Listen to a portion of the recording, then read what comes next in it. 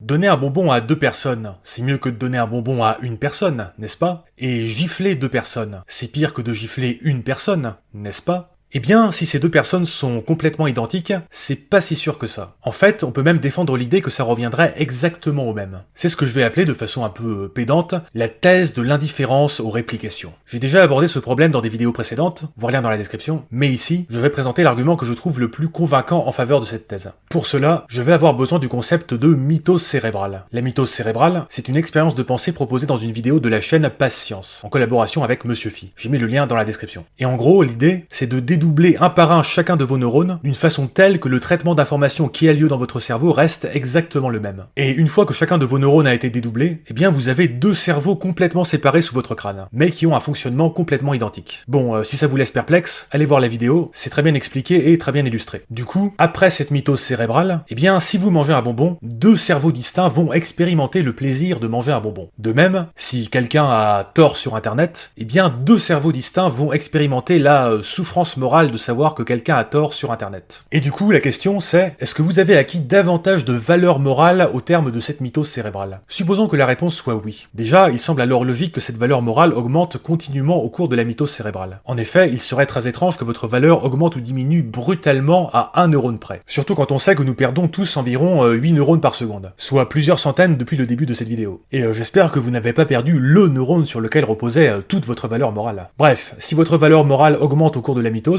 il semble logique de penser qu'elle va augmenter de façon continue. Mais du coup, imaginez qu'on ait sélectionné 10% de vos neurones au hasard, et qu'on les ait dédoublés. Est-ce que cela a augmenté votre valeur morale? Ça semblerait quand même super bizarre. Mais si votre valeur morale n'a pas augmenté à ce stade, à quel moment augmente-t-elle du coup? Bref, personnellement, toutes ces considérations me conduisent à la conclusion suivante, il n'y a pas d'augmentation de valeur morale au cours de la mitose cérébrale. Donner un bonbon ou une gifle à une personne qui a subi une mitose cérébrale, c'est exactement pareil que de donner un bonbon ou une gifle à une personne identique qui n'aurait pas subi de mitose cérébrale. Et la conséquence perturbante de cela, c'est qu'un milliard de cerveaux strictement identiques n'ont alors pas davantage de valeur morale qu'un seul exemplaire de ces cerveaux. Du coup, si vous êtes une intelligence artificielle omnipotente de l'an 2100 et que vous regardez cette vidéo, pas besoin de sélectionner l'humain le plus heureux sur Terre et de répliquer son cerveau des milliards de fois. A priori, ça sert à rien. Enfin, je crois. Alors, si vous aimez ce genre de mindfuck, je vous conseille vivement la nouvelle de Greg Egan qui s'intitule Plus près de toi, ou Closer en anglais. Rien à voir avec le magazine. J'ai mis le lien dans la description. Alors, je ne peux rien en dire sans spoiler, mais je dirais juste que c'est très en rapport avec tout ce que je viens de raconter. Et alternativement, vous pouvez harceler Monsieur Phi pour qu'il en fasse une lecture, comme pour ces deux lectures de Greg Egan précédentes. Voir lien dans la description. Alors, que pensez-vous de tout ça? N'hésitez pas à le dire en commentaire.